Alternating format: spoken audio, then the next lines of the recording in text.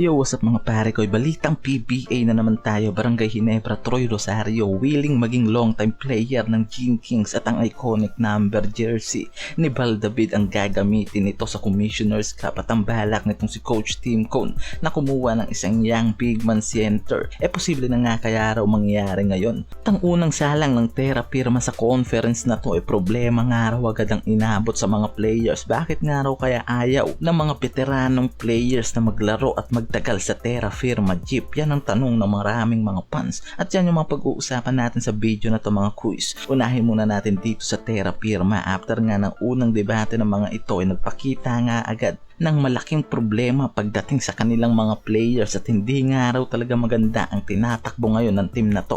Isipin nyo mga kois, unang salang pa lang ng Terra Firma kontra sa Converge, tinambakan agad sila ng mga ito na almost 30 leads. Walang Sistan Hardinger na okay naman daw ang injury and yan yung nakakapagtaka kung bakit nga raw hindi pa rin ito naglalaro ngayon. Walang Vic Manuel, Terence Romeo na healthy naman nga raw ngayon ang kondisyon, pero bakit nga raw wala ang mga ito sa unang laban nila at unang debut nila sa Terra Firma Jeep? Alam na natin una pa lang binalita na wala talagang plano na magtagal nga raw itong si Vic Manuel at Romeo sa Terra Firma, kaya nakakapagtaka na walang nagtatagal na mga veteranong player sa team na to.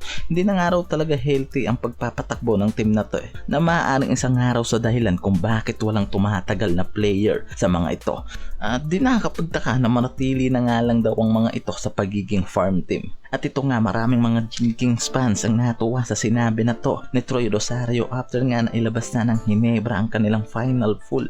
At nakalinya na nga ang power forward na to, nagpakita naman nga agad itong si Troy Rosario ng posibilidad ng matagalang karera nito sa Ginebra at ang sinabi nito na wala na nga raw itong balak sana na mapunta pa sa ibang teams at kung pala rin nga raw gusto nito na mag-stay na sa Ginebra hanggang magretiro siya. So napakalaking pag-asa nga na matagal na ang maging karera nitong si Troy sa kamay nitong si Coach Tim Cone. Kung hindi nga ito bibitawan ng Ginebra at maging maganda ang performance nito sa unang taon niya, paniguradong mas tatagal pa nga raw ang karir nito at wala sa kamay nga nitong si Troy ang magiging desisyon kung magtatagal siya sa team na to.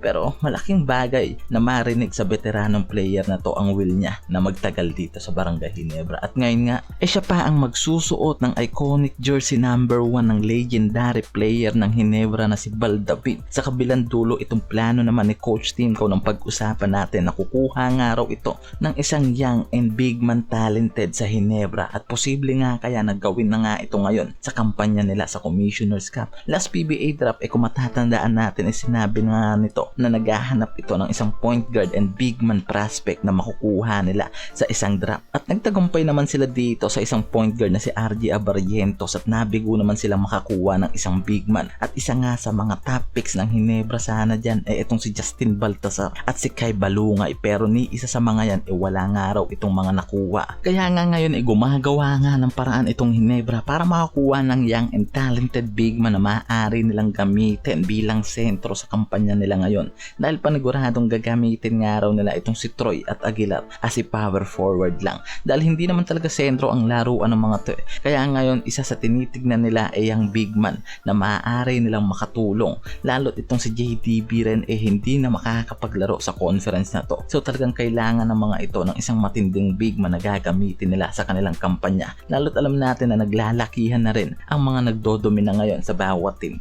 Isa sa tinitignan dyan itong si Kimar Carino na 6'8", larong sentro ang ginagawa sa Terra Firma. At itong si JP Aram na sentro naman ng tropang Giga na isa rin sa tinitignan ngayon at nauugnay nga ngayon sa team ng Ginebra ang mga yan. Isa yan sa mga posible nating makitang maglaro sa Gene Kings. It's either Aram o Carino. Yan yung potential na gawin ngayon ng Ginebra pagdating sa mga sentro na maaari nilang gamitin para magbigay ng malaking impact pagdating sa kakulangan ng pagdating sa defensive rebounds.